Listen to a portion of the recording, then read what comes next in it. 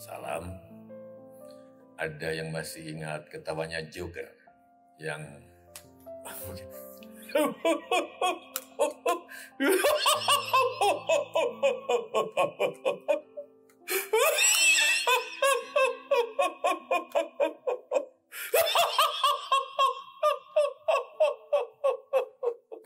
ada yang masih ingat nggak?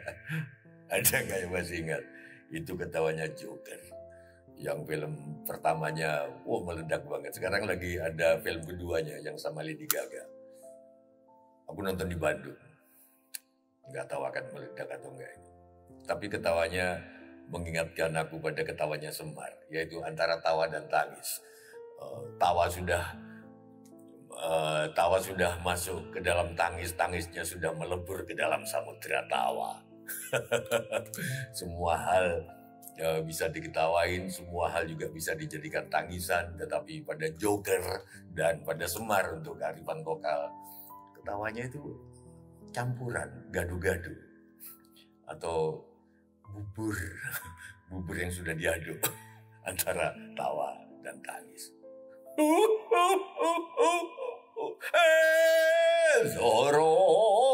Doro Arjuna Doro. Semar begitu caranya ketawa. Tapi yang menarik dari Joker pertama itu, waktu itu ada debat di medsos waktu Twitter masih rame-ramenya, X masih rame-ramenya. Mereka bilang, hati-hati ya, hati-hati dengan munculnya Joker yang membunuh 5 orang itu. Bahkan menurut pengakuan Joker sendiri 6 orang dengan ibunya yang punya dia bunuh. Katanya, hati-hati, seringkali orang jahat adalah orang yang baik yang dipaksa berbuat jahat. Memang Joker dirundung, dipelekodo kalau dalam bahasa Jawanya, di dalam gerbong kereta api, sehingga dia membunuh para pemelekodo itu. Tapi orang-orang yang lain, itu jangan mencari pembenaran. Kalau jahat ya jahat aja. Jangan menyalahkan sistem sosial atau lingkungan yang membuat dia berbuat jahat. Entah itu orang tuanya, entah itu gurunya. ada yang bilang seperti itu. Nah, di film Joker yang kedua yang sekarang lagi beredar, aku nonton di Bandung. Itu Joker di dalam penjara, terus tiba-tiba di penjara itu di dalam rumah tahanan karena masih akan diadili. Muncullah seorang perempuan yang diperankan oleh Lady Gaga. Kalau nggak salah lagunya yang na na na na na na na na na na na na. Kalau nggak salah lagunya itu. Mereka jatuh cinta. Mereka ngencuk di dalam penjara, bahkan sempat hamil. Dan ketika di persidangan, pokoknya si perempuan ini sangat mengidolakan Joker ini.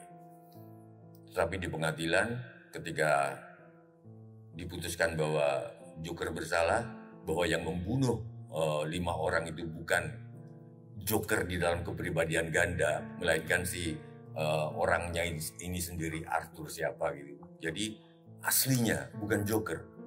Jangan berlindung di balik kepribadian ganda.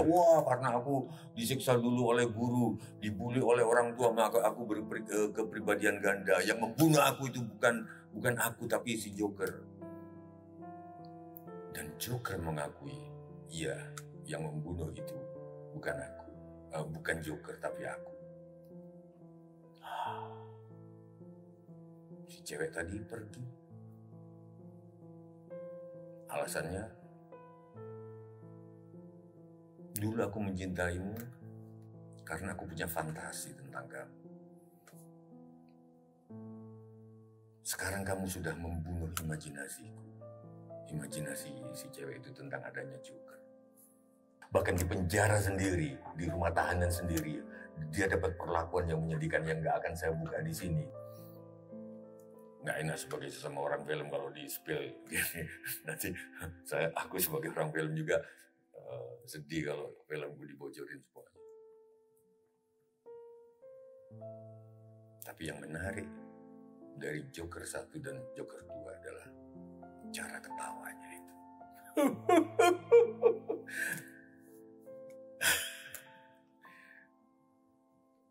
Karena menghadapi keadaan seperti sekarang, banyak cara ketawa. Kita mau ketawa model Cing Abdel yang kepada Vicky Prasetyo. Ketika Vicky Prasetyo ngomong soal kesetiaan, ketika Vicky Prasetyo ngomong soal bla bla bla yang soal moralitas lainnya, tanggapan Cing Abdel cuman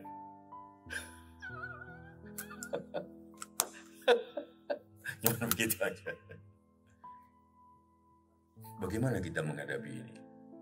Apakah kita larut marah juga kepada akun Fufu Fafa seperti yang lain-lain? Terserah. Atau kita sekedar tertawa. Mengetawakan bukan karena Fufu Fafa ini akun asli seorang tokoh penting atau bukan itu. Tapi yang kita ketawa ini adalah gimana para netizen berlomba-lomba menunjukkan dirinya hebat. Bisa membongkar kasus ini, bisa membayar transaksi elektronik yang ternyata ketika dimasukkan ke akun itu muncul nama yang ini sebenarnya. Berlomba-lomba netizen menunjukkan kebolehannya. Saya lagi tertarik pada mengetawakan itu. Kalau menurut Sabrang, putranya muridku Cak Nun itu, Mbak Tejo itu kalau ketawa bukan karena sinis pada Fufu Fafa atau bukan, tapi justru ngetawain para netizen yang unjuk kebolehan membuktikan seperti hanya penyidik. Dan hebat-hebat memang. Mau ketawa seperti itu, bagaimana menanggapi itu? Kalau aku sih menyarankan ya tanggapilah semuanya ini dengan ketawanya Semar atau ketawanya Joker.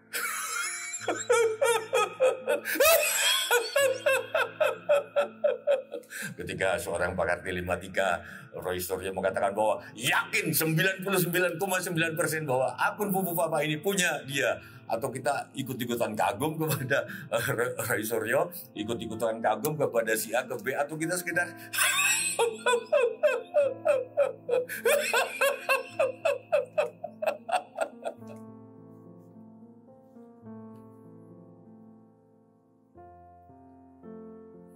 5 bulan berturut-turut kita deflasi. Deflasi itu artinya, kalau aku nggak salah ingat, beda sama inflasi. Harga-harga tidak naik, tapi harga-harga turun. Enak, belum tentu. Ketika harga-harga turun, maka produsen-produsen kesulitan mencari keuntungan, maka mereka akan PHK. Ketika mereka akan PHK, semuanya PHK, berkurang pendapatan pajak, negara juga berkurang. Ini 5 bulan kita deflasi. Deflasi.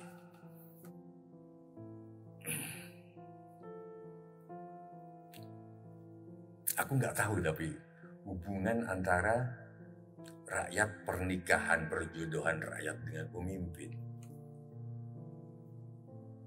Karena kalau di dalam ikatan suami istri, jelas 3 bulan berturut-turut nggak dinafkahi, jatuh talak 1 yang nanti bisa rujuk kembali kalau suaminya udah benar. Jadi yang diatur kalau suami tidak menafkahi istrinya 3 bulan berturut-turut. Ini negara tidak menafkahi rakyatnya 5 bulan 5 bulan berturut-turut, bukan saja tidak menafkahi rakyatnya, tapi ngasih deflasi. Nah, apakah rakyat boleh menceraikan pemimpinnya? Nanti rujuk lagi kalau pemimpinnya sudah bertobat. Reaksi kita bisa dengan, bagaimana ini?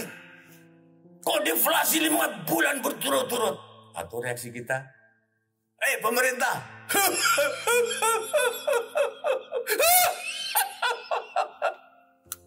Atau begitu. Saya lebih tertarik pakai gaya Joker atau Semar. tahu kenapa. Tapi tiba-tiba bahkan ada satu puisinya Hairil Anwar. Biasanya ini saya pakai kalau ada pelatihan workshop acting.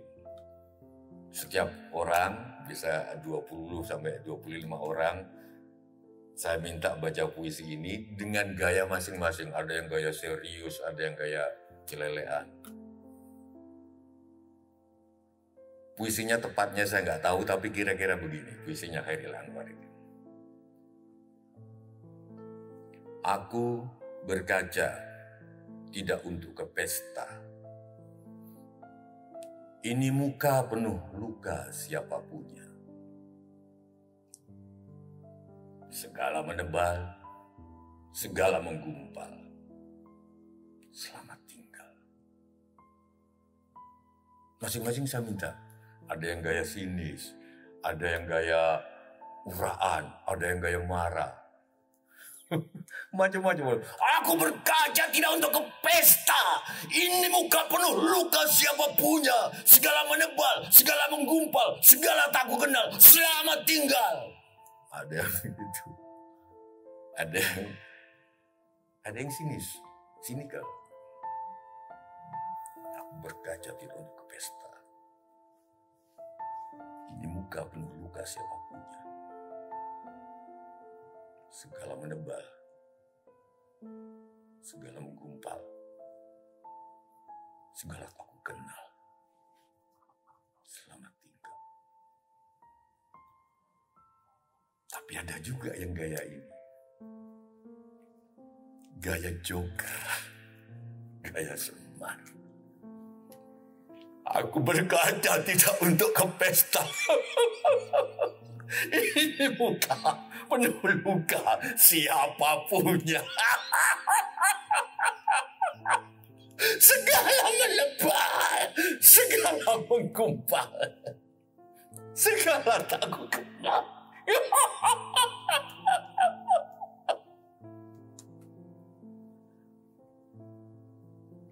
Biasanya aku suka yang ini karena cocok dengan kepribadianku, yaitu melihat segala sesuatu komedi saja. Di dalam teater itu ada dua kategori, yaitu tragedi dan komedi. Di dalam tragedi, manusia berpendapat bahwa manusia itu agung, manusia itu mulia, sehingga kegagalan-kegagalannya harus ditangisi. Kegagalan-kegagalannya harus dengan suka-duka cara menanggapinya. Lahirlah tradisi bunuh diri atau seppuku kalau di Jepang, kalau di Jawa ada gantung diri. Lampus Ndriyo, Suduk Sariro kalau Jawa itu dengan patrem, dengan keris kecil itu. Itu pendekatan tragedi. Ada juga pendekatan komedi. Melihat bahwa manusia ini hanya sejarah debu. Kegagalan-kegagalannya hanya patut kita ketawain. Itulah cikal bakal lahirnya komedi. Sekarang lagi rame. Gus Miftah gerak-gerakin kepala istrinya di dalam suatu pesta atau acara apa. Beberapa netizen marah-marah. Aku bilang, dalam diriku sendiri, belum tentu. Mungkin ini editan. Jadi mungkin Gus Miftah mungkin nggak melakukan gitu, tapi diedit sehingga seperti itu. Dan itu yang dihujat oleh para netizen. Kok seorang agamawan melakukan ini? Kok seorang agamawan tega-teganya melakukan ini? Bisa asli, bisa editan, kita nggak tahu. Tapi yang namanya hubungan suami istri seringkali berbeda dengan hubungan aku sama temanku. Dalam hubungan suami istri itu kadang-kadang ada moral tersendiri. Kadang-kadang saling memaki itu malah bagian dari cara dia mengekspresikan cinta. Kita nggak tahu. Maka satu-satunya yang cara saya menanggapi katakanlah kasus Gus Miftah terhadap istrinya adalah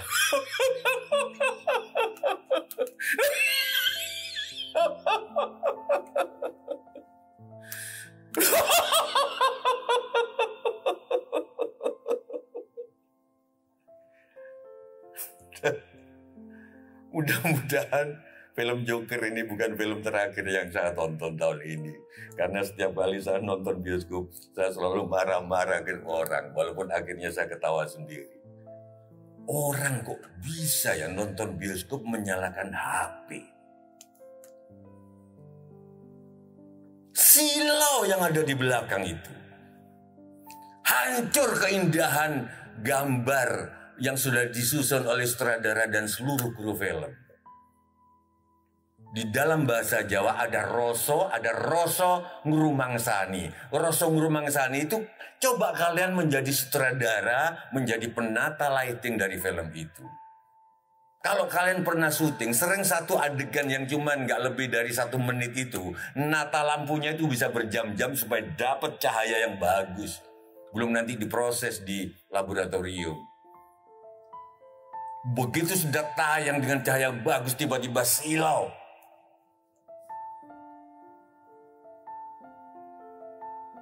Saya hampir selalu berantem di bioskop itu.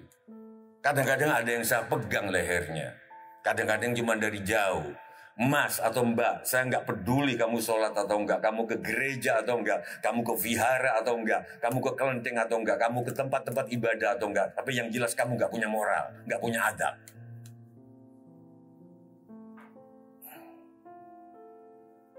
Di negara-negara luar yang tidak mengaku negara beragama, aku hampir nggak pernah nonton bioskop yang penontonnya nyalain HP. Itu reaksi marahku. Walaupun ketika sudah pulang dari bioskop, reaksiku adalah